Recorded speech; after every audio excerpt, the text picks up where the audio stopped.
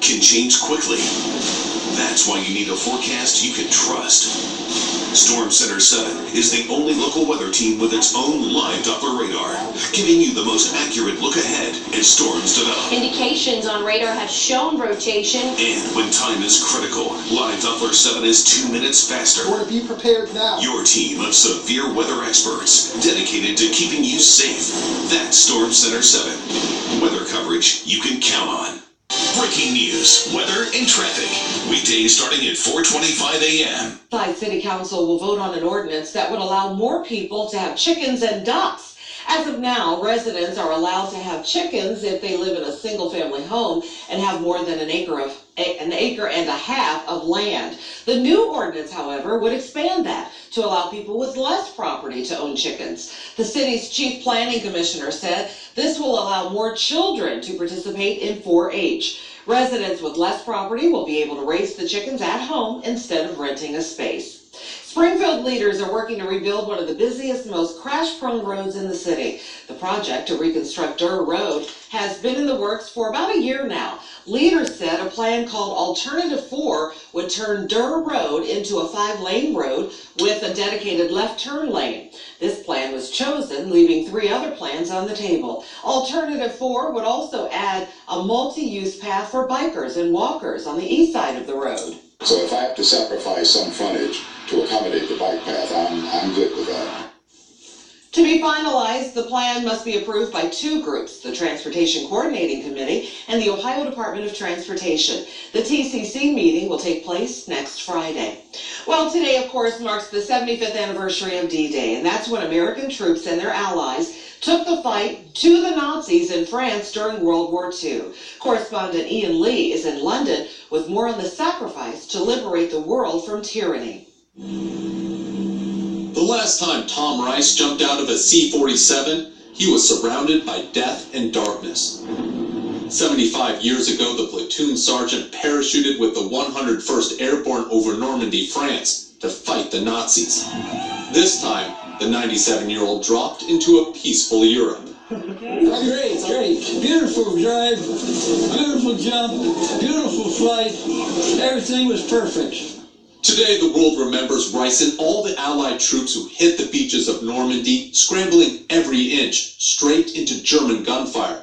More than 6,000 Americans made the ultimate sacrifice. Later, President Trump will join world leaders for a service at the U.S. cemetery to pay tribute to World War II veterans. This will likely be the last time so many of them will gather to remember that fateful day, when so much was riding on their shoulders. I landed standing up for the most part, and then went down to my knees and bounced a couple times because I had so much equipment. And I had a difficult time getting out of that equipment. Even after all these years, the powerful bombs from the battle still scar the landscape. But the beaches of Normandy and surrounding farmland are peaceful. You can thank Tom Rice and the greatest generation. Ian Lee, CBS News, London.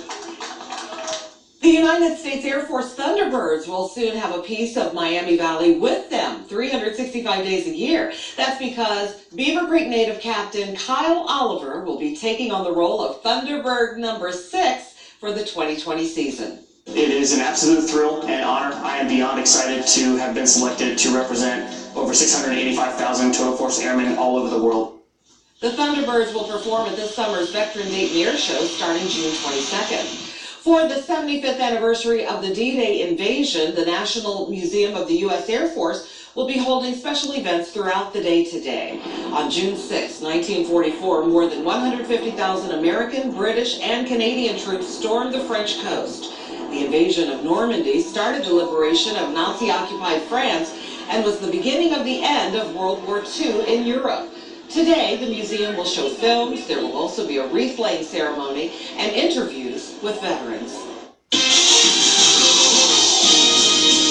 And just a reminder, reminder, we will be taking live coverage of D-Day events in Normandy throughout the Daybreak newscast, so stay tuned for that. Meanwhile, 5:16, 67 degrees, weather and traffic every 10 minutes. Let's check in with Storm Center 7 meteorologist Kirstie Zontini. Good morning. We are waking up here to a little fog out there, but other than that, no thunderstorms to track here early. So a quieter start than what we dealt with yesterday. That also means that we are setting us up here for a decent forecast to end the work week. So as a lot of our recovery efforts continue on, does look like good weather here to be outside and continue cleanup. Thursday and Friday, majority of the Miami Valley gets to stay dry. Even most of Saturday as we start your weekend looks pretty good. We're going to start to see some showers and storms returning pretty quickly as we head into Saturday evening.